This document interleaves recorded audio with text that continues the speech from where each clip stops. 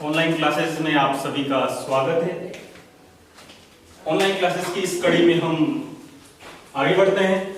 कल हमने राजस्थान का अफवाह तंत्र प्रारंभ किया था, जिसमें हमने राजस्थान के अफवाह तंत्र को देखा था कि राजस्थान का अफवाह तंत्र कितने प्रकार का है। तो हमने देखा था 3 प्रकार का अफवाह तंत्र है। आंतरिक अफवाह तंत्र सबसे बड़ा अफवाह तंत्र, लगभग 60% से अधिक अफवाह तंत्र का भाग रखता है। दूसरा बंगाल की खाड़ी का अफवाह तंत्र, जो राज्य के अफवाह तंत्र का 20% से अधिक भाग रखता है, जबकि अरब सागर का अफवाह तंत्र है वह 20% से कम रखता है। हमने देखा था अफवाह तंत्र में हमने कल प्रारंभ किया था। कौन सा अफवाह तंत्र देखा था हमने? राज्य के पश्चिम की ओर का अफवाह तंत्र, जिसका जल अरब सागर में पहुंचता है किसी माध्यम के द्वारा, जिसके बारे में हमने कल अध्ययन किया था। जिसमें हमने देखा था अरब सागर के अफवाह तंत्र में हमने देखा था 5 बड़ी नदियों का जल है वो कि अरब सागर में पहुंचता है। जिसमें हमने सबसे पहले प्रारंभ में हमने देखा था लूणी नदी के बारे में। प्रारंभ में हमने किस नदी के बारे में देखा था? लूणी नदी के बारे में। इसके बाद हमने देखा था लूणी नदी के बाद में हमने देखा था नेक्स्ट साबरमती नदी के बारे में। उसके बाद देखा था पश्चिमी बनास नदी के बारे में, सुकेल के बारे में और माही नदी के बारे में हमने अध्ययन कर लिया था। उसको हम एक बार पुनः जल्दी से जल्दी रिपीट करते हैं। यह राज्य के मध्य में अरावली है। हमने पढ़ा है अरावली है वह जल विभाजक का काम करती है, यानी कि इसके पश्चिम की नदियों का जल है वो अरब सागर में पहुंचता है, इसके पूर्व की नदियों का जल है वो किसी माध्यम के द्वारा बंगाल की खाड़ी तक पहुंचता है। जिसमें हमने कल एक नदी के बारे में पढ़ा था, जिस नदी का नाम है लूणी नदी। साबरमती नदी के रूप में इसका उद्गम होता है नाग पहाड़ियों से, और सरस्वती नदी दोनों ही गोविंदगढ़ में मिलती हैं। इसके बाद में लूणी नदी के नाम से जानी जाती है। अरावली के समानांतर राज्य के पश्चिम में, अरावली के पश्चिम में मरुस्थल में उत्तर से दक्षिण की ओर चलते हुए गुजरात में कच्छ के रण में विलीन हो जाती है। कच्छ के रण में विलीन हो जाती है। राज्य में इसकी लंबाई 330 किलोमीटर इसकी लंबाई थी। यह पश्चिमी राजस्थान की सबसे बड़ी नदी थी, जो अजमेर से इसका उद्गम होता है। अजमेर के बाद में यह नागौर के बाद में जोधपुर के बाद में पाली के बाद में बाड़मेर के बाद में यह जालोर, यानी कि यह 6 जिलों से होकर बहती है। इसके बाद में हमने इसकी सहायक नदियों की बात करें तो मुख्य सहायक नदी जिसका उद्गम नागौर से पांडुल गांव से होता है और जोधपुर में बिलाड़ा नामक स्थान पर मिलती है। जिस नदी के बारे में पढ़ा था वो नदी है जोजड़ी। एकमात्र दाहिनी ओर से मिलने वाली नदी जिसका उद्गम भी अरावली से नहीं होता है, लूणी की सहायक नदी। और इन दोनों के संगम पर हमने पढ़ा था जसवंत सागर बांध, या ऐसी बांध को कहते हैं पिचियाक बांध। तो ये हमने पढ़ी थी। कौन सी नदी पढ़ी थी इसकी सहायक नदी? जोजरी या जोजड़ी। इसके बाद में हमने पढ़ी थी इसकी सहायक नदियों में हमने गुहिया, लिलड़ी, मिठड़ी नदियां देखी थी। और मुख्य नदी जो है वो बांडी नदी लूणी की सहायक नदियों में एकमात्र नदी जो बाढ़ लाने के लिए जानी जाती है। नेक्स्ट, इस नदी पर पाली शहर स्थित है। लूणी भी प्रदूषित नदी है और बांडी स्वयं भी प्रदूषित नदी है, क्योंकि पाली जिले में सर्वाधिक सूती वस्त्र उद्योग इन नदियों के किनारे स्थित है। नेक्स्ट है इस बांडी नदी पर, नदी कौन सी है? बांडी। इस बांडी नदी पर एक बांध बना हुआ है, सरदार समंद बांध। कौन सा बांध है? सरदार समंद बांध, पाली जिले में। और इसकी एक सहायक नदी है खारी नदी, और खारी नदी पर बांध बना हुआ है हेमावास बांध। इस प्रकार इन नदियों पर बने हुए क्या है? बांध है। बांडी के बाद में इंपोर्टेंट नदी है वह है जवाई नदी। लूणी की सहायक नदियों में सबसे बड़ी नदी कौन सी नदी है? जवाई नदी। जवाई नदी का उद्गम पाली के बोरिया गांव से होता है और यह बाड़मेर में किससे मिल जाती है? लूणी नदी में मिल जाती है। सबसे बड़ी सहायक नदी जिस पर उमेद सिंह द्वारा बांध बनाया गया है जवाई बांध। और जवाई बांध को मारवाड़ का अमृत सरोवर, पश्चिमी राजस्थान का सबसे बड़ा बांध कहा जाता है। इस बांध को अतिरिक्त जल है वो सही परियोजना से उपलब्ध होता है। इसके बाद में हम देखते हैं इसी में एक नदी आकर मिलती है, जिस नदी का नाम हमने पढ़ा था मंथाई नदी, और मंथाई नदी के किनारे जैन रणकपुर मंदिर स्थित है। इसकी एक और सहायक नदी खारी, और खारी मिलने के बाद में इसको जवाई सेकंड के नाम से जाना जाता है। इसके बाद में एक नदी है सांगी नदी है। सांगी नदी के बाद में एक नदी है सुकड़ी नदी जिस पर जालोर जिले में बाकली बांध बना हुआ है। कौन सा बांध? बाकली बांध जालोर जिले में बना हुआ है। जालोर दुर्ग इसके किनारे स्थित है। इस प्रकार हमने पूरा एक तंत्र पढ़ा था जिसे कहते हैं लूणी तंत्र। इसके बाद में यहीं से सिरोही से एक नदी निकलती है, सिरोही से पश्चिमी बनास और कच्छ के रण में आकर विलीन हो जाती है। नदी का नाम है पश्चिमी बनास, और इसी नदी पर सिरोही में बनास बांध बना हुआ है। नेक्स्ट छोटी सी नदी और है सुखेल, ये भी आकर कच्छ के रण में क्या होती है? विलीन हो जाती है। नेक्स्ट नदी की बात करते हैं हम। जो नेक्स्ट नदी है वो है साबरमती नदी। साबरमती की नदी का उद्गम होता है उदयपुर में और वाकल नदी के रूप में। फुलवारी की नाल से इस नदी का उद्गम होता है वाकल नदी के रूप में। वाकल नदी में एक नदी आकर और मिलती है जिसका नाम है मानसी नदी। कौन सी नदी है? मानसी वाकल में फिर एक नदी आकर मिलती है जिसका नाम है सेई नदी। कौन सी नदी है? सेई नदी में इनमें और एक नदी आकर मिलती है हतमई नदी और इसमें आती है वैश्वा नदी। हतमई गुजरात में जाकर इसमें मिलती है हतमई और वैश्वा नदी में आकर मिलती है। ये लगभग सभी नदियों का मिश्रण वो कहां पर होता है? खिराज गांव गुजरात में होता है। खिराज गांव गुजरात के बाद में ये कौन सी नदी के नाम से जानी जाती है? साबरमती नदी के नाम से जानी जाती है। साबरमती में राज्य का बहाव मात्र 28 किलोमीटर है, कहीं पर 45 किलोमीटर मिलता है। इसका बहाव बहुत कम है। यह गुजरात की मुख्य नदी है जिसके किनारे गांधीनगर और अहमदाबाद शहर स्थित है और एक खंबात या केम्बे की खाड़ी में विलीन हो जाती है। अरब सागर का एक भाग है जिसमें जाकर क्या होती है? विलीन हो जाती है। यह नदी हमारे लिए इसलिए इंपॉर्टेंट है कि इसकी सहायक नदियां मानसी और वाकल को जोड़कर राज्य की सबसे बड़ी जल सुरंग बनाई गई है, देवास परियोजना। उदयपुर जिले को जल उपलब्ध करवाने के लिए दूसरी उदयपुर जिले में संचालित है। नेक्स्ट है सेई परियोजना। ये राज्य की पहली जल सुरंग बनाई गई थी। इसमें इस जल सुरंग के माध्यम से जवाई बांध को उपलब्ध करवाया जाता अतिरिक्त जल। तो एग्जाम में हमसे पूछ ले जवाई बांध से अतिरिक्त जल किससे उपलब्ध होता है? तो सेई परियोजना से होता है। इसके अलावा हमने पढ़ी थी यह तो अरावली के पश्चिम में स्थित नदियां हैं जो अरब सागर में घुसती है। वो इस अरावली के पूर्व की भी एक नदी जिसका उद्गम अरावली से नहीं होता है और अरब सागर का क्या है? अपवाह तंत्र है। प्रश्न को घुमा फिरा के पूछ ले तो इस एक श्रृंखला है, यह विंध्यन श्रृंखला है। विंध्यन श्रृंखला में एक पहाड़ी स्थित है, अपमेरु की पहाड़ी। इन अपमेरु की पहाड़ियों में स्थित मेहंद झील से एक नदी का उद्गम होता है। प्रारंभ में नदी दक्षिण से उत्तर की ओर बहती है, पुनः पश्चिम की ओर मुड़ती है और पुनः नरवाली के आगे यह किस ओर मुड़ जाती है? दक्षिण की ओर मुड़ते हुए ये कहां चली जाती है? खंबात की खाड़ी में विलीन हो जाती है और इसे कहते हैं माही नदी। उल्टे यू या उल्टे वी आकार में बहती है जो कर्क रेखा को क्या करती है? 2 बार काटती है। कर्क रेखा को क्या करती है? ये 2 बार काटती है। नदी कौन सी है? यह माही नदी का राज्य में प्रवेश खांडू गांव से होता है। आगे बोरखेड़ा गांव में इस पर रोककर हमने माही बजाज सागर बांध बनाया है। आगे इस नदी में आकर आगे देखें इस नदी को महिसागर जिले में गुजरात में प्रवेश करती है और यहाँ पर कड़ाना बांध बना हुआ है। गुजरात व राजस्थान की सम्मिलित योजना है जिसके बारे में हम और विस्तार से आगे पढ़ेंगे। और यह नदी की देखें सहायक नदियों की बात करें तो इस बांध में प्रवेश करते ही यहाँ पर एक नदी आकर मिलती है एराव नदी, दूसरी जाखम नदी, नेक्स्ट सोम नदी और यहाँ पर है चाप नदी। यहाँ से हिरन है वो अनास जो एमपी आती है उसकी सहायक नदी अनास नदी और इधर से मोरैन नदी। इस प्रकार इन नदियों की ये क्या है? सहायक नदियां हैं। यहाँ पर जाखम नदी की बात करें तो प्रतापगढ़ से इसका उद्गम होता है और इस पर जाखम बांध बना हुआ है। राज्य की सबसे ऊंचा बांध बना हुआ है। राज्य की स्वयं की परियोजना संचालित है जाखम बांध पर। नेक्स्ट है जो नदी है सोम नदी। इसका उद्गम बिछाबेड़ा उदयपुर से होता है। माही की सहायक नदियों में सबसे बड़ी सहायक नदी है और इस पर सोम कागदर परियोजना उदयपुर जिले में संचालित है। सोम कागदर परियोजना वह सोम कमला अंबा बांध डूंगरपुर में संचालित है। यह उदयपुर और डूंगरपुर के मध्य सीमा बनाती है और बेणेश्वर में से पूर्व इसमें जाखम आकर मिलती है और ये तीनों ही लगभग क्या बनाती है? बेणेश्वर में त्रिवेणी संगम बनाती है और माघ पूर्णिमा को यहाँ पर क्या बनता है? मेला पड़ता है जिसे कहा जाता है आदिवासियों का कुंभ कहा जाता है। इस प्रकार ये हमने पढ़ा था कल माही तंत्र के बारे में पढ़ा था। ये जो हम माही बजाज सागर बांध है इस माही बजाज सागर का एक पिकअप बांध है जिसे कहते हैं कागदी पिकअप। ये बांसवाड़ा शहर के पास में स्थित कागदी पिकअप है।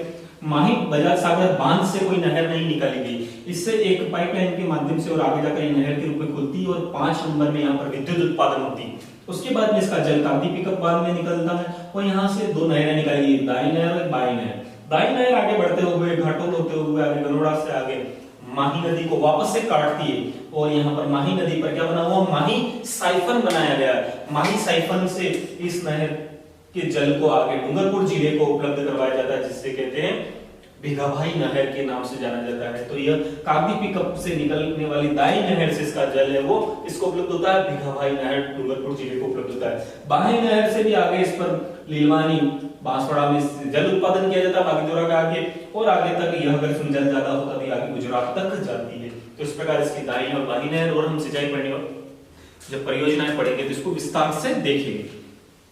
आगे देखते हैं हम, इस प्रकार हमने ये पूरा हमारा जो दिखाई दे रहा है, हमने कौन सा तंत्र पढ़ा है, तो ये हमने अरब सागर का अपवाह तंत्र पढ़ा।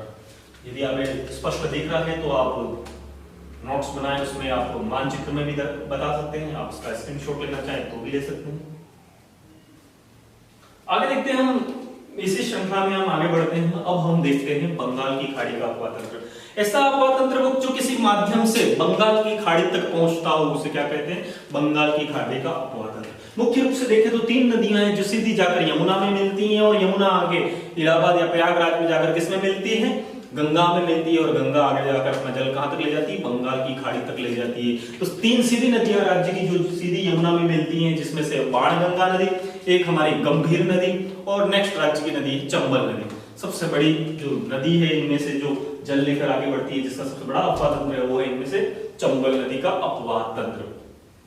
चंबल नदी के बारे में चर्चा करते हैं हम। चंबल नदी यही विंध्याचल की पहाड़ियों पे, विंध्याचल की पहाड़ियों में हम एक पहाड़ी स्थित है, जानावाव की पहाड़ी। कौन सी पहाड़ी है, जानावाव की पहाड़ी, जानापाह या जानावाव की पहाड़ी। और यहां पर है महू जिला, कहां पर, मध्य प्रदेश, और विंध्याचल की पहाड़ियों से निकलती है, विंध्याचल की पहाड़ियों से निकलती है। अब हम जो बंगाल की खाड़ी का अपवाह तंत्र में जो चंबल का अपवाह तंत्र पढ़ रहे हैं, कौन सा अपवाह तंत्र पढ़ रहे हैं, चंबल का अपवाह तंत्र। चंबल का अपवाह तंत्र ऐसा अपवाह तंत्र है जो मालवा के पठार की नदियों का मिश्रण, जहां पर विंध्याचल की नदियों का मिश्रण और अरावली की नदियों का जल, इन 3 श्रेणियों का जल लेकर आगे बढ़ती है। कहां से, मालवा के पठार, जिसे हम पढ़ेंगे पार्वती, काली सिंध, इन नदियों का जल भी किसमें आता है, ये मालवा के पठार से उद्गम होती है, और कहां आता है इसका जल, चंबल नदी में। विंध्याचल से स्वयं किसका उद्गम हो रहा है, चंबल नदी का उद्गम हो रहा है, उसका जल आ रहा है। इसके अलावा अरावली से जैसे बनास निकलती है, विजरा से खारी निकलती है, दिवेर से कोठारी नदी निकलती है, गोगुंदा से बेड़च नदी निकलती है, इनका जल ये अरावली श्रृंखला से निकलकर भी जल किसमें आता है, चंबल में। तो यहाँ पर आपसे प्रश्न कभी घुमा फिरा कर पूछ ले तो अरावली श्रृंखला से, विंध्याचल श्रृंखला से और मालवा के पठार का सभी का जल लेकर कौन आगे बढ़ता है, यह हमारी चंबल नदी बढ़ती है। चंबल नदी राज्य में बहने वाली सबसे लंबी नदी है, राज्य में बहने वाली सबसे लंबी नदी है। यह राज्य में बहने वाली सबसे लंबी नदी है। इसकी कुल लंबाई 966 किलोमीटर है, इसकी कुल लंबाई 966 किलोमीटर है। यह 3 राज्यों में, मध्य प्रदेश, राजस्थान व उत्तर प्रदेश, 3 राज्यों में बहती है। इसका उद्गम जानावाव की पहाड़ियां महू जिले से होता है। यह दक्षिण से उत्तर की ओर बहती है, दक्षिण से उत्तर की ओर बहती है। माही भी प्रारंभ में दक्षिण से उत्तर की ओर बहती है, लेकिन पुनः पश्चिम की ओर मुड़ जाती है। लेकिन ये दक्षिण से उत्तर की ओर बहते हुए किसमें मिलती है, यमुना में मिलती है। नेक्स्ट देखें, देखो माही नदी भी कहां पर राज्य में प्रवेश करती है, दक्षिण पूर्वी भाग में, और चंबल नदी भी कहां से प्रवेश करती है, दक्षिण पूर्वी भाग में। तो राज्य की 2 नदियां दक्षिण पूर्व में प्रवेश करती हैं, चंबल व माही, दोनों का ही प्रवेश कहां पर है, दक्षिण पूर्व का। दोनों ही का उद्गम कहां से होता है, विंध्याचल की पहाड़ियों से होता है। एक का अपमेरु पहाड़ियों की मेहंद झील से होता है, और दूसरी का होता है जानापाह की पहाड़ियां से उद्गम होता है। तो हम चंबल के बारे में देखते हैं, चंबल की अन्य विशेषताओं के बारे में बात करते हैं। 3 राज्यों में बहती है, मध्य प्रदेश, राजस्थान व उत्तर प्रदेश। यह उत्तर प्रदेश में बहते हुए उत्तर प्रदेश के यहाँ पर इटावा, इटावा में मुरादगंज, इटावा में मुरादगंज में किसमें मिल जाती है, यह यमुना नदी में मिल जाती है। तो इस प्रकार यह 3 राज्यों से होकर बहती है। कुल लंबाई 966 किलोमीटर, राज्य में बहने वाली सबसे लंबी नदी, यह नित्यवाही नदी है। इसे चर्मवती नदी या राजस्थान की कामधेनु भी कहा जाता है। वर्ष भर जल भरा रहता है। इसमें 4 बड़े बांध बने हुए हैं, जिसमें राज्य में 3 बांध बने हुए हैं। 100 किलोमीटर के भीतर में 3 बांध बने हुए हैं। इस पर राजस्थान का सबसे बड़ा जल भराव की दृष्टि से स्थित बांध है राणा प्रताप सागर बांध, सबसे बड़ा कैचमेंट एरिया वाला बांध है कोटा बैराज। इस प्रकार यह राज्य की, इसे राज्य की क्या कहा जाता है, कामधेनु भी कहा जाता है। इस पर मध्य प्रदेश व राजस्थान द्वारा दोनों राज्यों के मिलकर योजना संचालित की गई है, जिस पर दोनों का अंश 50-50% है, जिसमें कुल 4 बांध बनाए गए हैं। उसके बारे में हम आगे चर्चा करेंगे। अभी हम देखते हैं यह इस नदी की भौतिक विशेषताओं के बारे में देखते हैं। यह नदी राज्य के दक्षिण पूर्व में चित्तौड़गढ़ जिले में 84 गढ़ से प्रवेश करती है। चित्तौड़गढ़ का जो हमारा रावत पटावला भाग है वहां पर 84 गढ़ से यह प्रवेश करती है। तो प्रारंभ में हम सबसे पहले हमारा कौन सा जिला मिला हमें? चित्तौड़गढ़। चित्तौड़गढ़ के बाद में हमने देखा है इस प्रकार का एक जिला है जिसका नाम है, कौन सा जिला है यह? कोटा जिला। कौन सा जिला है यह? कोटा जिला। कोटा जिले के मध्य से होकर गुजरती है। कोटा जिले के मध्य से होकर गुजरती है। इसके बाद में यह नदी कोटा बूंदी में प्रवेश करती है और बूंदी व कोटा के मध्य में क्या बनाती है? सीमा बनाती है। यहाँ पर नेक्स्ट जिला कौन आ जाएगा? बूंदी। बूंदी व कोटा के मध्य में सीमा बनाती है और आगे यह कहां पर प्रवेश करती है? सवाई माधोपुर में। कौन सा जिला आ जाता है? सवाई माधोपुर। अब देखिए सवाई माधोपुर आ जाता है और एक तरफ कौन आ गया है? एमपी। सवाई माधोपुर से यह सवाई माधोपुर का एक गांव है पालिया गांव। सवाई माधोपुर का यहाँ पर कौन सा गांव है? पालिया गांव। इस पालिया गांव से यह क्या बनाना शुरू कर देती है? अंतरराज्य सीमा बनाना प्रारंभ कर देती है। अंतरराज्य सीमा बनाना क्या करती है? प्रारंभ करती है। कौन सी नदी? चंबल नदी। और सवाई माधोपुर के बाद में यहाँ पर कौन सा जिला है? नेक्स्ट करौली। करौली के बाद में यह कौन सा जिला है? धौलपुर। और धौलपुर के अंतिम रूप से कौन से गांव तक? पिनाहट गांव तक यह क्या बनाती है? सीमा बनाती है। कौन से गांव तक? पिनाहट गांव तक। कोई बड़ा एग्जाम हो और हमसे पूछ ले यह सीमाओं के बारे में तो पिनाहट तक यह सीमा बनाती है। पालिया गांव से लेकर धौलपुर के पिनाहट गांव तक ये क्या बनाती है? मध्य प्रदेश व राजस्थान के बीच में 241 किलोमीटर की अंतरराज्य सीमा बनाती है। कौन सी सीमा बनाती है? अंतरराज्य सीमा बनाती है, जो देश में दो राज्यों के मध्य में सीमा बनाने वाली सबसे लंबी नदी। कौन सी नदी है? चंबल नदी। तो हमसे कभी प्रश्न घुमा फिरा कर पूछ ले निम्न में से कौन सी नदी मध्य प्रदेश और राजस्थान के बीच में सीमा बनाती है या कौन से जिले आते हैं? तो सवाई माधोपुर, करौली और धौलपुर जिले आते हैं। और गहराई में कभी प्रश्न पूछ लिया जाए कहां से कहां, तो सवाई माधोपुर के पालिया गांव से लेकर पिनाहट गांव धौलपुर तक यह 241 किलोमीटर की लंबी सीमा बनाती है, जो सबसे बड़ी अंतरराज्य सीमा है नदी द्वारा निर्मित देश में। तो इस प्रकार हमने इसकी कुछ मुख्य विशेषताओं के बारे में देखा। इसकी कुल लंबाई 966 किलोमीटर और राज्य में मात्र ये 135 किलोमीटर बहती है। राज्य में यह मात्र 135 किलोमीटर बहती है। यह किस जिले के मध्य से होकर गुजरती है? तो कोटा जिले के मध्य से होकर गुजरती है। और विशेषताओं की बात करें, भौतिक विशेषताओं की बात करते हैं, नदी जैसे ही राज्य में प्रवेश करती है, एक तरफ मालवा का पठार है, एक तरफ हमने देखा था भैंसवाड़गढ़ या मानदेसरा का पठार है। पठारों के मध्य में बहती है। पठारों के मध्य में बहती है यानी कि ये इस प्रकार की गोर्ज में बहती है। नदी का मार्ग है, इस तरफ ये पठार हो गया, हमने मान लिया मानदेसरा का पठार, यहाँ भैंसवाड़गढ़ का पठार कहें, और यहाँ पर कौन सा पठार है? ये मालवा का पठार या ऐसे दक्षिण पूर्वी पठार या हाड़ौती का पठार हमने जो कहा था। इन दोनों पठारों के मध्य में गहराई में से निकलती है। इस गहराई में से गुजरने को इसको कहते हैं ज्योग्राफी में गोर्ज। तो ये नदी जैसे ही प्रवेश करती है, किसमें प्रवेश करती है? गोर्ज में प्रवेश करती है। इसका मार्ग प्रारंभ में सर्पिलाकार है। इसका मार्ग प्रारंभ में कैसा है? सर्पिलाकार है, इसलिए इसको कहते हैं मियांडर मार्ग में चलती है। प्रारंभ में कौन से मार्ग में चलती है? मियांडर मार्ग में चलती है। तो प्रश्न और थोड़ा सा हमसे घुमा फिरा कर पूछ ले, कौन सी नदी गोर्ज में प्रवेश करती है? तो कौन सी नदी गोर्ज में प्रवेश करती है? हमारे राज्य में चंबल नदी। और इसका मार्ग कैसा है? सर्पिलाकार है, यानी इसे कहते हैं हम मियांडर मार्ग में चलती है। इस नदी की दूसरी विशेषता देखें, नदी जैसे ही आगे बढ़ती है चित्तौड़गढ़ में, इसमें एक नदी आकर मिलती है ब्राह्मणी नदी। ब्राह्मणी नदी मिलने के बाद में ये तेजी से ऊंचाई से नीचे की ओर गिरती है और राज्य का सबसे ऊंचा जलप्रपात बनाती है चुलिया जलप्रपात। कौन सा जलप्रपात बनाती है? चुलिया जलप्रपात बनाती है। और यह राज्य का सबसे ऊंचा जलप्रपात 18 मीटर या फीट में कहे तो 54 फीट ऊंचा जलप्रपात है। कौन सी नदी आकर मिलती है इसमें? शायद ब्राह्मणी नदी आकर मिलती है इसमें। ब्राह्मणी नदी के मिलने के साथ में चित्तौड़गढ़ में ही भैंसवाड़गढ़ के आगे ये नदी इसमें आकर मिलती है ब्राह्मणी नदी, और दोनों ही नदियां ऊंचाई से नीचे गिरती हैं और चुलिया जलप्रपात का निर्माण करती हैं। तो इस नदी की मुख्य विशेषता थी, यह एक नित्यवाही नदी, एकमात्र नित्यवाही नदी। और देख लेते हैं नदियों, इस नदी पर 4 बांध बनाए गए। जब हम विस्तार से पढ़ेंगे सिंचाई परियोजना या बहुउद्देश्य परियोजना से विस्तार से पढ़ेंगे, लेकिन अभी छोटा सा इसका देख लेते हैं। इस पर 4 बांध बनाए गए। इस पर पहला बांध गांधी सागर बांध बना हुआ है, जो इस नदी पर बना हुआ सबसे बड़ा बांध है। प्रथम चरण में इसका निर्माण हुआ था। प्रथम चरण में इस पर 2 बांध बने थे, थोड़ा सा इंपॉर्टेंट रहेगा। प्रथम चरण में 4 बांध बने, जिसमें प्रथम चरण में इसमें 2 बांध बने, एक गांधी सागर बांध और दूसरा कोटा बैराज। न कि राणा प्रताप सागर बांध। सबसे पहले चरण में बने हुए बांध है या मंदसौर एमपी में है, इसका निर्माण हुआ, और किसका निर्माण हुआ, कोटा बैराज का। दूसरे चरण में राणा प्रताप सागर बांध चित्तौड़गढ़ में, और तीसरे चरण में किसका हुआ, जवाहर सागर बांध का निर्माण हुआ। इस प्रकार इस पर कुल 4 बांध बने हुए हैं। 100 किलोमीटर के भीतर 3 बांध बने हुए हैं राज्य में इसमें।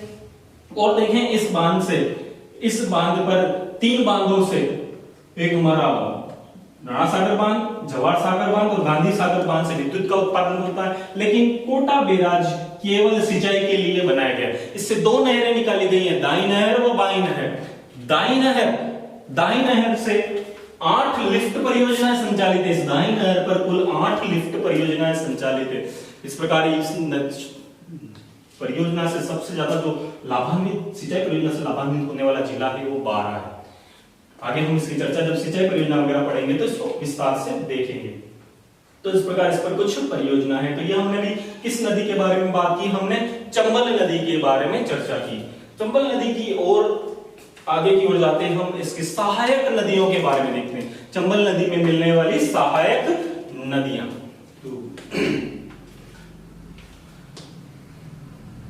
कितने जिलों से होकर कुछ निकलती है, तो हमने देखा इसमें कितने जिले हैं, 6 जिले हैं। अब हम आगे इसकी सहायक नदियों की चर्चा करते हैं। सहायक नदियों में बात करें तो इंपॉर्टेंट नदियों की बात करेंगे हम। सहायक नदियों में एक सहायक नदी है, इंपॉर्टेंट सहायक नदी है, जिस नदी का नाम है पार्वती नदी। सीहोर से इसका उद्गम होता है। सीहोर मध्य प्रदेश से इसका उद्गम होता है। कौन सी नदी है, पार्वती। एमपी यानी मालवा के पठार से इसका उद्गम होता है। सीहोर मध्य प्रदेश से इसका उद्गम होता है। और अभी हमने जो देखा था पालिया गांव सवाई माधोपुर में आकर इसमें विलीन हो जाती है। यह एक और नदी ऐसी नदी है जो मध्य प्रदेश और राजस्थान के मध्य में क्या बनाती है, यहाँ पर सीमा बनाती है। इसके बीच में मध्य प्रदेश और राजस्थान के मध्य में सीमा बनाने वाली चंबल के बाद में दूसरी नदी कौन है, पार्वती। पार्वती के बाद में हम देखते हैं जो बड़ी नदी है जिसका उद्गम देवास मध्य प्रदेश से होता है, इसे कहते हैं काली सिंध नदी। कहां से उद्गम होता है इसका, देवास मध्य प्रदेश से उद्गम होता है। यह झालावाड़ के बाद में कोटा में आकर किसमें विलीन हो जाती है, यह चंबल नदी में विलीन हो जाती है, दाहिनी ओर की बड़ी नदी। इस नदी के उत्तर की बात करें तो एक छोटी नदी है कुनकू नदी। यह कुनकू नदी 2 बार मध्य प्रदेश और राजस्थान के मध्य सीमा बनाती है। इस प्रकार कटा-फटा भाग होने के कारण यह एक बार मध्य प्रदेश से राजस्थान में प्रवेश करती है और पुनः मध्य प्रदेश से राजस्थान में प्रवेश करती है। इस प्रकार की नदी है। यह कौन की नदी है, कुनकू नदी। यह भी किसकी सहायक नदी, चंबल की सहायक नदी। इंपॉर्टेंट नदियों में बात करते हैं तो नेक्स्ट नदी है काली सिंध। इसका उद्गम देवास मध्य प्रदेश से होता है और नानेरा गांव, कोटा में एक गांव है नानेरा गांव में आकर ये इसमें विलीन हो जाती है। इस नदी की सहायक नदियों की बात करते हैं। काली सिंध की सहायक नदियों की बात करें तो एक मुख्य नदी है जिसका नाम है परवन नदी। कौन सी नदी है, परवन नदी। इस परवन नदी है 12 जिले की मुख्य नदी है। परवन नदी है वो 12 जिले की मुख्य नदी है। परवन परियोजना भी संचालित है इस पर।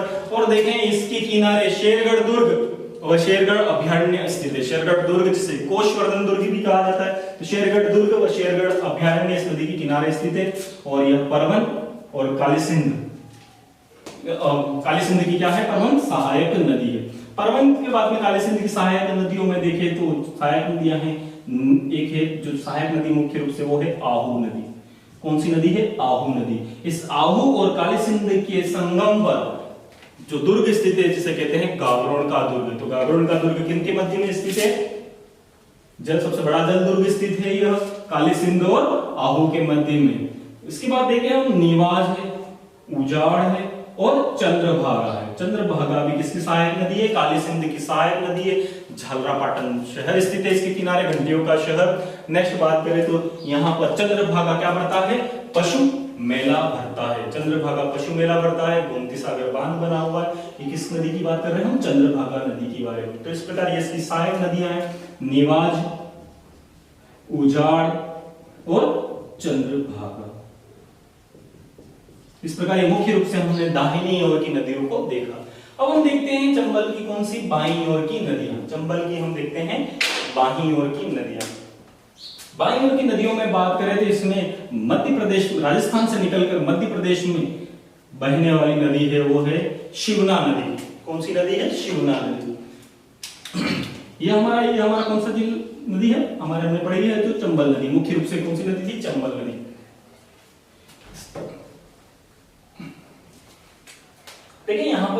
जिला है, कौन सा जिला है? प्रतापगढ़ जिला। प्रतापगढ़ जिले से एक नदी निकलती है, यह है बांसवाड़ा जिला। बांसवाड़ा जिले से उत्तर में कौन सा जिला है? प्रतापगढ़ जिले से एक नदी निकलती है। और अभी हमने पढ़ा था यहाँ पर एक बांध है जिसका नाम है गांधी सागर बांध। गांधी सागर बांध में जाकर मिलती है इस नदी का नाम है शिवना नदी। कौन सी नदी है? शिवना नदी। यहाँ हमने अभी बात करी थी, तो ये एक नदी याद रखनी है ऐसी जिसका राजस्थान से उद्गम होकर मध्य प्रदेश में गांधी सागर बांध में मिलने वाली नदी कौन सी? शिवना नदी। अभी हाल ही में सुर्खियों में रहती है अत्यधिक वर्षा के कारण। शिवना नदी के बाद में हम देखते हैं तो हमने अभी पढ़ी थी ब्राह्मणी नदी। ब्राह्मणी नदी यहाँ पर इसमें पिथौरागढ़ से इसमें मिलती है और ये दोनों तेजी से ऊपर से गिरती हैं और चुलिया जलप्रपात बनती है। नेक्स्ट यहाँ से चित्तौड़गढ़ से निकलने वाली औराई नदी है, आलनिया नदी है, वो आकर मिलती है इसमें। इंपोर्टेंट नदी नेक्स्ट यहाँ हमने पढ़ा था भौतिक भूप्रदेश में देखा था हमने, यहाँ पर एक पठार पढ़ा था हमने, जो पठार था वो कौन सा था? ऊपरमाल का पठार। बिजोलिया भिलवाड़ा से एक नदी निकलती है जिसका नाम है मेज। मेज नदी कोट आती है भिलवाड़ा और भिलवाड़ा के बाद में कोटा सा भाग है और फिर इसमें बूंदी में आकर किस में मिल जाती है? यह चंबल नदी में मिल जाती है। नदी का नाम कौन सा है? मेज नदी। मेज नदी जिसे में हाल ही में एक सड़क दुर्घटना हुई थी, एक बारात से भरी हुई बस गिर गई थी, तो ये अभी हाल ही में सुर्खियों में रही थी मेज नदी। तो मेज नदी किसकी सहायक नदी है? यह चंबल की सहायक नदी, जिसका उद्गम कहां से होता है? बिजोलिया भिलवाड़ा से उद्गम होता है। इस मेज नदी की एक सहायक नदी है जिसका नाम है मांगली नदी। कौन सी नदी है? मांगली नदी। मांगली नदी भिलवाड़ा और चित्तौड़गढ़ में इनके बीच में एक जलप्रपात बनता है, भीमलत जलप्रपात। भीमलत जलप्रपात किस नदी पर बनता है?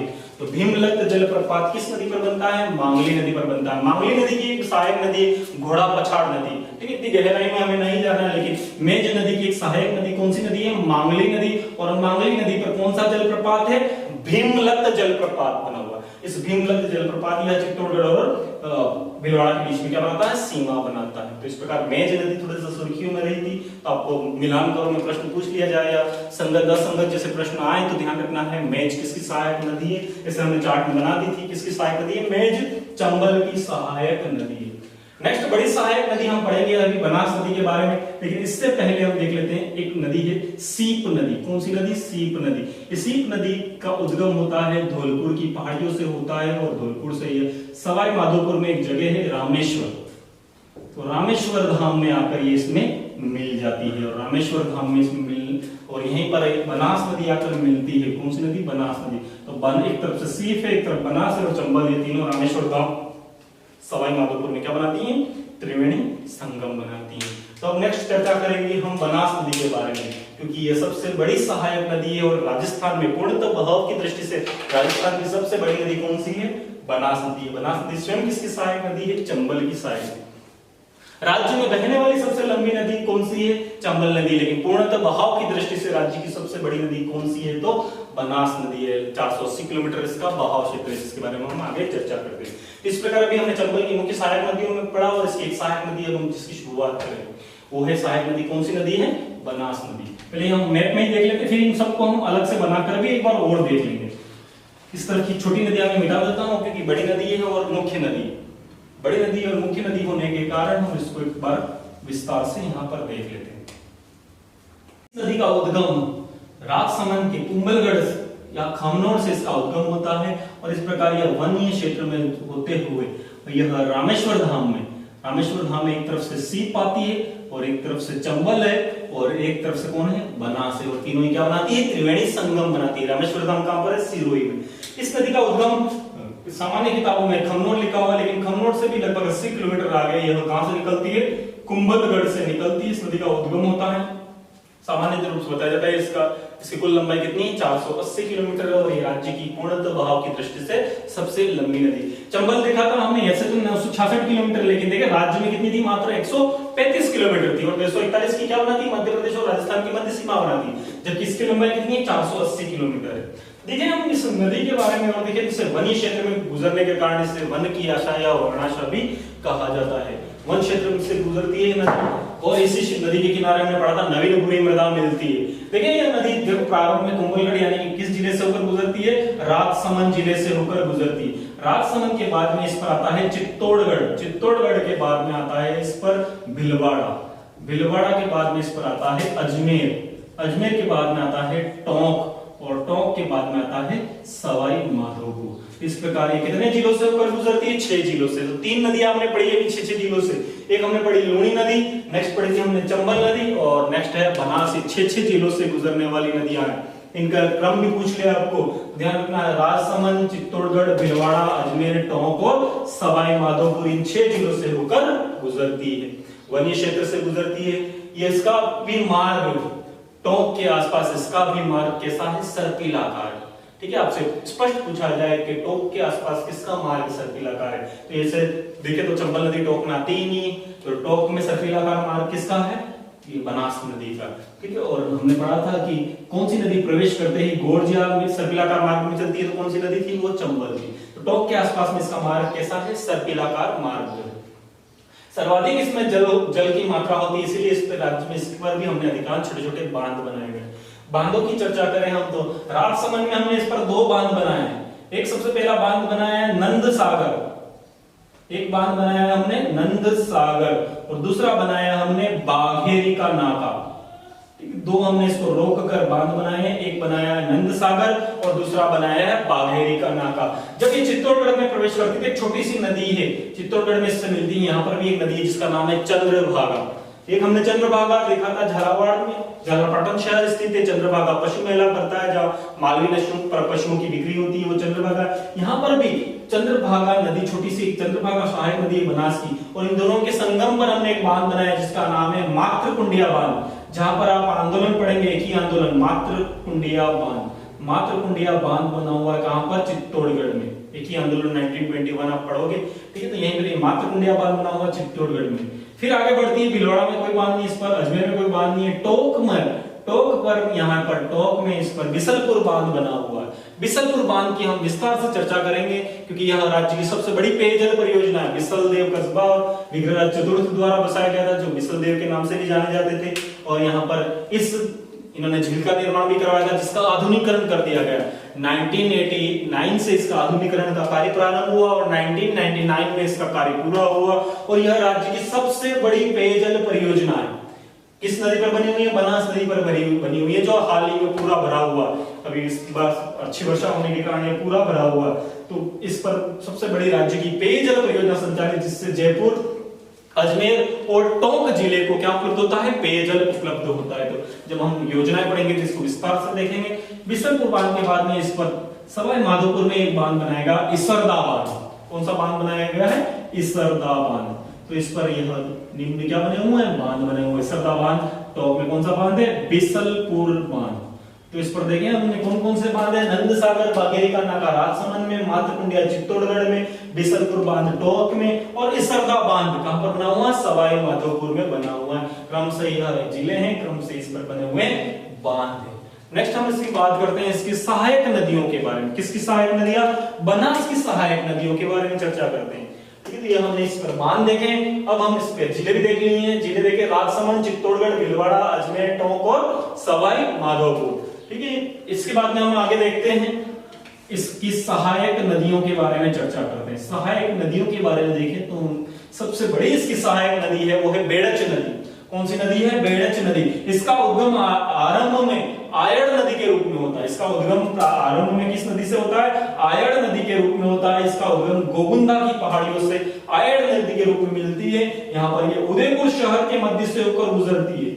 कौन से शहर के मध्य से? उदयपुर शहर के मध्य से होकर गुजरती है। आयड़ सभ्यता स्थित है। जब ये नदी आगे बढ़ती है तो एक झील आती है जिसे कहते हैं उदय सागर झील। कौन सी झील है? उदय सागर झील में मिलने के बाद में यही उदय सागर झील जहां पर मेवाड़ और मुगलों की क्या हुई थी? संधि हुई थी।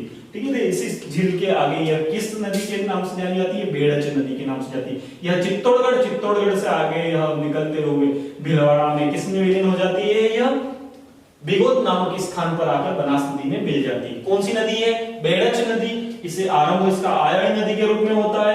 इसे आगे बेड़च नदी के नाम से जानते हैं। यह उदयपुर के बाद चित्तौड़गढ़ के बाद में भीलवाड़ा में बिगोद नामक स्थान पर इसमें मिल जाती है। इसी नदी की एक सहायक नदी है जिसका नाम है गंभीरी नदी। कौन सी नदी है? गंभीरी नदी। गंभीरी नदी का उद्गम जावद मध्य प्रदेश से होता है। जावद नामक स्थान पर मध्य प्रदेश से होता है और यह मध्य प्रदेश से निकलकर निम्बाहाड़ा चित्तौड़गढ़ में प्रवेश करती है और चित्तौड़गढ़ दुर्ग के आगे आकर यह किसमें मिल जाती है? बेड़च नदी में मिल जाती है। तो बेड़च की एक सहायक नदी है और इस नदी का नाम है गंभीरी नदी। एक हम गंभीर नदी पढ़ेंगे और ये कौन सी नदी है, गंभीरी नदी। तो चित्तौड़गढ़ का दुर्ग किसके मध्य में स्थित है, तो गंभीरी नदी के किनारे स्थित है। और इसी पर गंभीरी नदी पर ही चित्तौड़गढ़ में बांध बना हुआ, घोसुंडा बांध बना हुआ। कौन सा बांध बना हुआ है, घोसुंडा बांध बना हुआ है। तो यहाँ पर ये नदी का नाम है गंभीरी नदी। तो इस प्रकार यह किसकी सहायक नदी थी, बेड़च या आयड़ की सहायक नदी थी। और नदियों के क्रम में आगे देखते हैं तो नेक्स्ट नदी है मैनाल नदी। मैनाल नदी का उद्गम भीलवाड़ा से होता है। इस पर मैनाल जलप्रपात भी स्थित है। मैनाल नदी का उद्गम भीलवाड़ा से होता है और इस पर मैनाल जलप्रपात स्थित है। और यह भी बिगोद भीलवाड़ा में, स्थान कौन सा है, बिगोद। बिगोद भीलवाड़ा में किसमें आकर मिल जाती है, आयड़ या बेड़च के साथ मिलते हुए बनास में मिलते हैं और क्या बनाते हैं, त्रिवेणी संगम बनाते हैं। एक कौन है, मैनाल है ना, मैनाल, और दूसरी कौन है, बेड़च, और नेक्स्ट कौन है, बनास। तीनों मिलकर क्या बनाते हैं, बिगोद भीलवाड़ा में त्रिवेणी संगम बनाते हैं। तो इस प्रकार यह राज्य का तीसरा त्रिवेणी संगम। एक हमने पढ़ा था माही का त्रिवेणी संगम, सोम, जाखम व माही, ये बेणेश्वर में त्रिवेणी संगम देखा था। नेक्स्ट हमने देखा था बनास, चंबल व सीप, रामेश्वर धाम में त्रिवेणी संगम। और तीसरा संगम हमने देखा बिगोद भीलवाड़ा में मैनाल, बेड़च और बनास का। एक और त्रिवेणी संगम है, राज्य में कुल 4 त्रिवेणी संगम है। आगे की बात हम और आगे करते हैं। नेक्स्ट सहायक नदियों की बात करते हैं। तो नेक्स्ट सहायक नदी है अरावली में ही हम दिवेर पढ़ेंगे। राजस्थान का मैराथन, कुंभलगढ़ से आगे दिवेर कहां पर है, यह राजसमंद में। दिवेर से एक नदी निकलती है जिस नदी का नाम है कोठारी नदी। और दिवेर राजसमंद से निकलकर ये भीलवाड़ा में आकर इसमें मिलती है। किसमें मिलती है, बनास नदी में आकर मिलती है। नदी का नाम क्या है, कोठारी नदी। कोठारी नदी हमेशा पूछी जाती है क्योंकि इस पर एक ग्रीन बांध या इस पर मेजा बांध बना हुआ। कौन सा बांध बना हुआ है, इस पर मेजा बांध। एग्जाम में पूछा होता है बांधों के संबंध में, निश्चित इसका प्रश्न आता है। कौन सा बांध बना हुआ, मेजा बांध। क्योंकि कोठारी नदी और भीलवाड़ा की जीवन रेखा मानी जाती है क्योंकि यहाँ पर सर्वाधिक सूती वस्त्र उद्योग को या भूमिगत जल स्तर को बढ़ावा देती है वो कौन सी नदी है, कोठारी नदी। तो कोठारी नदी पर कौन सा बांध बना हुआ, मेजा बांध। और मेजा बांध किस जिले में बना हुआ है, भीलवाड़ा जिले में। इसी कोठारी नदी से आगे विजराल राजसमंद से एक नदी का उद्गम होता है। विजराल राजसमंद से एक नदी का उद्गम होता है। इस नदी का नाम है खारी नदी। यह खारी नदी राजसमंद के बाद में भीलवाड़ा व अजमेर के मध्य में सीमा बनाते हुए, अजमेर व भीलवाड़ा के मध्य में सीमा बनाते हुए टोंक में देवली नामक स्थान पर, बिसलपुर बांध से पहले देवली नामक स्थान पर राजमहल में यह किसमें आकर मिल जाती है, यह बनास नदी में आकर मिल जाती है।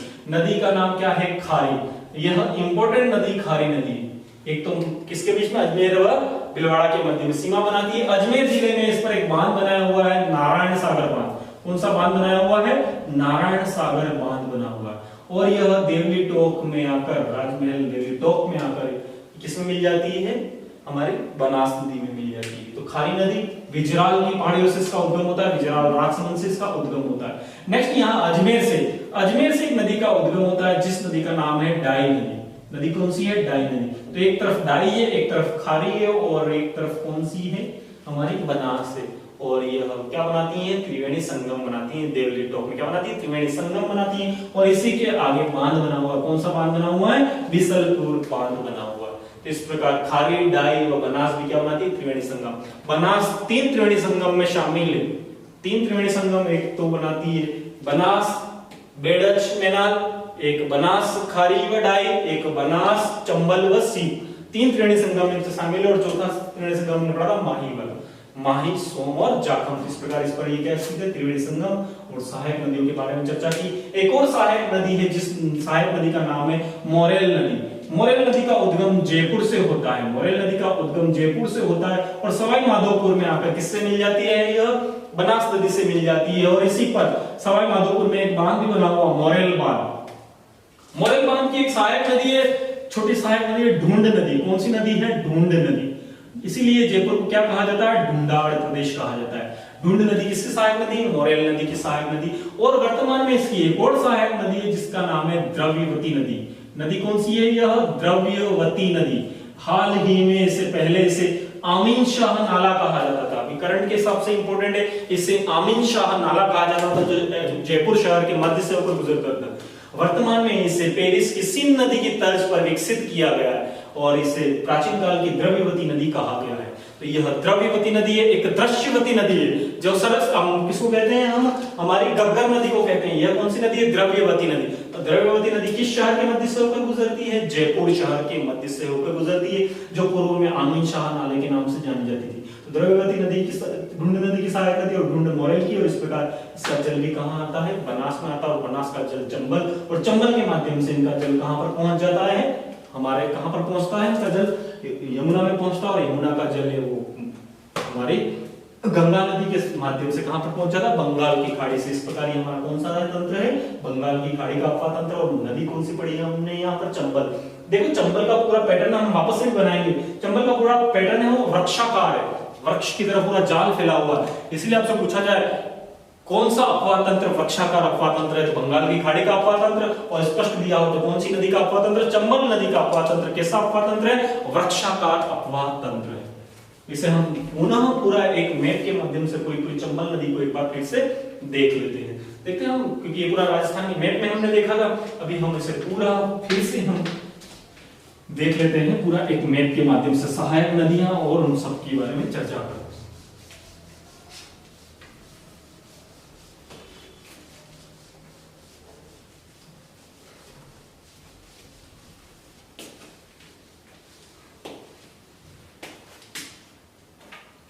देखो हमने कहा था यहाँ पर ये पहाड़ियां हमने बता दी, कौन सी पहाड़ियां हैं, विंध्याचल की। कौन सी पहाड़ियां हैं, विंध्याचल की पहाड़ियां। विंध्याचल क्योंकि प्रारंभ में कहा हमने विंध्याचल, इसमें पूरा जल किस किस का क्षेत्र का, मालवा क्षेत्र का, अरावली का और विंध्याचल, 3 श्रेणियों का जल आता है। किसमें, चंबल अपवा तंत्र में। विंध्याचल की पहाड़ियों में स्थित पहाड़ियां हैं जाना पाव की पहाड़ियां, जाना पाव की पहाड़ियां, जाना पाव की पहाड़ियों में, या कहते हैं जाना वाव की पहाड़ियां। यहाँ पर जिला है महू, और कहां पर, एमपी। एमपी से एक नदी का उद्गम होता है, इस नदी का उद्गम होता है, इस नदी को कहते हैं, यह नदी कौन सी नदी है, यहाँ हमारी चंबल नदी। कौन सी नदी है, यह चंबल नदी है। यह चंबल नदी देखें 3 राज्यों में है। यहाँ पर राज्य कौन सा है, मध्य प्रदेश। मध्य प्रदेश के बाद में ये कौन सा राज्य है, राजस्थान, और राजस्थान के बाद में ये कौन सा राज्य है, उत्तर प्रदेश। और ये उत्तर प्रदेश में यहाँ किस में मिल जाती है, यह यमुना में मिल जाती है। यमुना में कहां पर मिलती है, यमुना में यह जिस जगह पर मिलती है इसको कहते हैं मुरादगंज, मुरादगंज इटावा। इटावा में ये किस में मिल जाती है, यह यमुना में मिल जाती है। यमुना आगे प्रयागराज में जाकर गंगा में मिलती है, और गंगा अपना जल लेकर आगे बढ़ती है और बंगाल की खाड़ी ले जाती है। अब हम इसमें बैठते हैं। देखो इसका पैटर्न के साथ दक्षिण से किस ओर बहती है, उत्तर की ओर बहती है, दक्षिण से उत्तर की ओर बहती है। राज्य में हमारे यहाँ पर देखिए राजस्थान प्रारंभ हो गया। ये क्या है, राजस्थान। इस राजस्थान में जहां से प्रवेश करती है, जहां पर प्रवेश करती है, यहीं पर ये क्या बनाती है, गोर्ज और मियांडरकार मार्ग में चलती है। गोर्ज में प्रवेश करती है और मियांडरकार मार्ग में प्रवेश करती है, और क्या बनाती है, चुलिया जलप्रपात बनाती है। क्या बनाती है, चुलिया जलप्रपात बनाती है। मध्य प्रदेश में यहाँ पर कौन सा बांध बना हुआ है, तो गांधी सागर बांध बना हुआ है। इसके बाद में राजस्थान में प्रवेश करती कौन सा बांध बना हुआ है, राणा सागर बांध बना हुआ है। इसके बाद में कौन सा बांध बना हुआ है, जवाहर सागर बांध बना हुआ है। और उसके आगे कौन सा बांध बना हुआ है, कोटा बैराज बांध बना हुआ है। इस प्रकार ये इस पर बनी हुई क्या है, परियोजना। मध्य प्रदेश व राजस्थान की क्या है, सम्मिलित परियोजना संचालित है। तो आगे बात करें हम इसकी सहायक नदियों की बात करते हैं। देखो ऐसे तो इसमें आकर एक बड़ी नदी आकर, सबसे बड़ी नदी आकर मिलती है शिप्रा नदी। कौन सी नदी आकर मिलती है, मध्य प्रदेश में इसमें शिप्रा नदी। लेकिन ये हमारा राज्य संबंधित नहीं है, इसलिए ठीक है, भारत का भूगोल पढ़े तो शिप्रा नदी जो कहां किसमें आकर मिलती है, चंबल नदी में मिलने वाली सबसे बड़ी सहायक नदी है। लेकिन हम हमारे राज्य की बात करें तो राज्य के प्रतापगढ़ जिले से एक नदी निकल कर मिलती है गांधी सागर में, उसका नाम क्या था, शिवना नदी। कौन सी नदी थी यहाँ पर, शिवना नदी। इसके बाद में यहाँ पर कौन सी नदी आकर मिलती है, राज्य की ब्राह्मणी नदी, या ऐसे बापनी नदी भी कहते हैं, ब्राह्मणी नदी। नदी कौन सी है, यहाँ ब्राह्मणी या बापनी नदी। ठीक है, बापनी भी लिखा हुआ मिलेगा आपको, बापनी या ब्राह्मणी नदी आकर कैसरगढ़ की पठा से निकलकर इसमें आकर मिलती है। और कौन सा जलप्रपात बनाते हैं, चुलिया जलप्रपात बनाती है। यह नदी जब राज्य में प्रवेश करती है इसे क्या कहते हैं, चौरासीगढ़। कौन सा गढ़ है ये, चौरासीगढ़। किस जिले का, यह चित्तौड़ जिले का। जिला कौन सा है यहाँ पर, चित्तौड़ जिले का कौन सा गढ़ है, चौरासीगढ़ से यह प्रवेश करती है। देखिए हम आगे इसकी सहायक नदियों की बात करें तो यहाँ पर और चित्तौड़गढ़ से निकलकर आकर मिलने वाली नदियां हैं, इसमें ओराई व आलनिया छोटी नदियां हैं, इसमें आकर मिलती हैं। कौन कौन सी नदियां आकर मिलती हैं, एक ओराई और एक है आलनी। नेक्स्ट जो नदी आकर मिलती है यह नदी है मेज नदी। कौन सी नदी है? मेज नदी।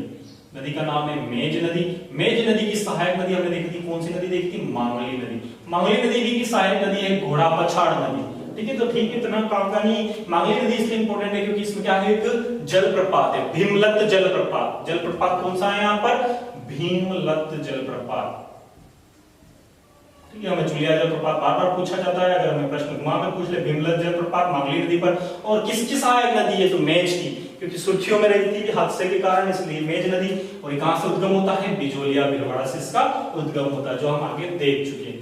नेक्स्ट नदी की बात करते हैं, तो हमने जिस नदी के बारे में भी पढ़ा था वो नदी है हमारे पास यहाँ पर बनास नदी। कौन सी नदी है? बनास नदी। यह बनास नदी आकर किस में मिलती है? बनास नदी आकर रामेश्वर धाम। कौन सा धाम है यहाँ पर? रामेश्वर। रामेश्वर धाम सवाई माधोपुर में आकर किस में मिल जाती है? यह चंबल नदी में मिल जाती है। नदी कौन सी है? यह बनास नदी। बनास नदी के उद्गम की बात करें तो इसका उद्गम कहां से होता है? तो कुंभलगढ़। सही, वास्तव में देखिए इसका उद्गम कहां से होता है? कुंभलगढ़ की पहाड़ियों से होता है। आज को खमनौर से 80 किलोमीटर आगे, लेकिन किताब में खमनौर लिखा हो तो खमनौर राजसमंद से। देखिए राजसमंद, राजसमंद के बाद में कहां पर हमने देख चुके हैं? राजसमंद, राजसमंद के बाद चित्तौड़गढ़, चित्तौड़गढ़ के बाद में भिलवाड़ा, भिलवाड़ा के बाद में अजमेर, अजमेर के बाद टोंक, और टोंक के बाद कहां जाती है? सवाई माधोपुर में विलीन होती है। इसी प्रकार ये देखा था हमने राजस्थान में जिसे प्रवेश करती है चित्तौड़गढ़, चित्तौड़गढ़ के बाद कोटा, कोटा के बाद में बूंदी, बूंदी के बाद में सवाई माधोपुर, करौली और धौलपुर। हमने इस बारे में थोड़ा सा विस्तार से आगे देख चुके हैं। देखें तो हम किसकी बात करें? हमने बनास की। बनास नदी में देखें सहायक नदियों की बात करें, बनास नदी में सहायक नदी है वो है एक बेड़च नदी। कौन सी नदी? बेड़च नदी, जिसे हम बेड़च या आयड़ नदी कहते हैं। कौन सी नदी कहते हैं? बेड़च या आयड़ नदी। इस बेड़च या आयड़ में भी एक नदी आकर मिलती है। इस नदी का नाम हमने पढ़ा था, कौन सी नदी थी? ये गंभीरी नदी। कौन सी नदी? गंभीरी नदी। और कौन सा दुर्ग स्थित है यहाँ पर? चित्तौड़गढ़ दुर्ग स्थित है। चित्तौड़गढ़ दुर्ग स्थित है। इसके बाद बात करें हम, नेक्स्ट बात की थी हमने कौन सी नदी? मैनाल नदी। कौन सी नदी है यहाँ? मैनाल नदी। और यह देखो यहाँ पर क्या बना है? यह बिगोद भिलवाड़ा में क्या बन गया? ये त्रिवेणी संगम बन गया। कौन कौन सी नदियां हैं? तो मैनाल, बेड़च या आयड़ और बनास, तीन नदियों के संगम बिगोद भिलवाड़ा में। नेक्स्ट आगे बढ़ते हैं हम, इसकी सहायक नदियों की बात, इसकी सहायक नदियों की देखें तो इसकी एक सहायक नदी की बात करें, यहां से विजराल दिवेर राजसमंद से एक नदी निकलती है। कहां से? दिवेर राजसमंद से। यह नदी कौन सी नदी है? कोठारी नदी। और कोठारी नदी पर ही कौन सा बांध बना हुआ है? मेजा बांध। मेजा बांध कहां पर बना हुआ? विजराल राजसमंद से नदी का उद्गम होता है। कहां से? विजराल। ये भी कहां पर है? राजसमंद से उद्गम होता है। और इस नदी का नाम है, कौन सी नदी है? खारी नदी। कौन सी नदी है? खारी नदी। और यहीं पर इस पर एक बांध बना हुआ है, नारायण सागर बांध। कौन सा बांध है यह? नारायण सागर बांध। कहां पर है यह? अजमेर जिले में। जिला कौन सा है? अजमेर जिला। और अजमेर से ही एक नदी आकर मिलती है जिसका नाम है डाई नदी। कहां से आती है यह? अजमेर से आती है। और ये कहां पर? देवली। देवली कहां पर? टोंक में। तीनों नदियां मिलकर क्या बनाती है? त्रिवेणी संगम बनाती हैं। तो इस प्रकार एक त्रिवेणी संगम हमने अभी देखा है यह वाला, दूसरा हमने देखा ये त्रिवेणी संगम। और देखें हम आगे, इसमें ही एक नदी आकर मिलती है, मोरेल नदी। कौन सी नदी है? मोरेल नदी। मोरेल नदी, मोरेल नदी पर मोरेल बांध, ये कहां पर? सवाई माधोपुर में आकर इसमें मिलती है। और कौन सा बांध बना हुआ है? मोरेल बांध बना हुआ है इस पर। किसकी एक सहायक नदी है? ढूंढ नदी। और ढूंढ की एक सहायक नदी है द्रव्यवती नदी। कौन सी नदी है? द्रव्यवती नदी। तो इस प्रकार ये नदियां हैं द्रव्यवती, ढूंढ, ढूंढ की सहायक नदी मोरेल नदी, और मोरेल आकर इसमें सवाई माधोपुर में इसमें आकर विलीन हो जाती है।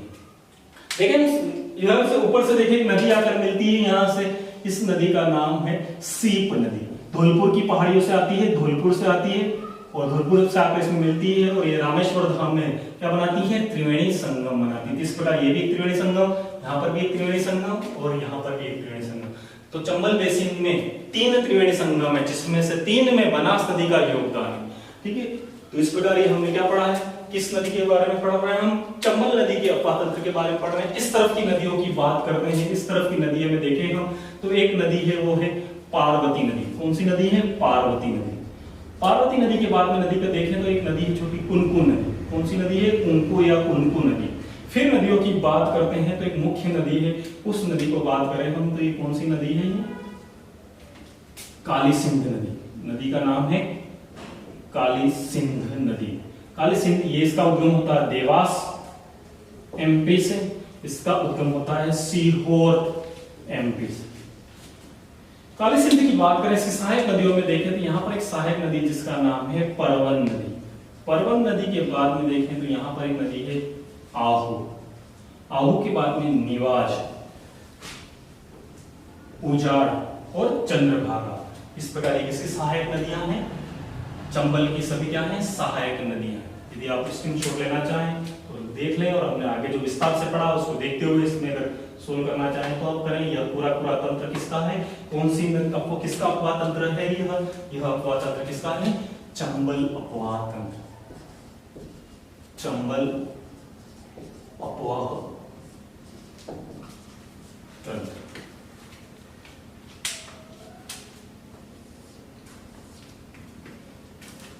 इस प्रकार हम कल इसमें नेक्स्ट आगे हम बंगाल की खाड़ी में दो बचे हुए हमारे पास गंभीर व बाणगंगा का अपवाह तंत्र और साथ में ही हम आंतरिक अपवाह तंत्र की अगली कक्षा में चर्चा करेंगे। धन्यवाद।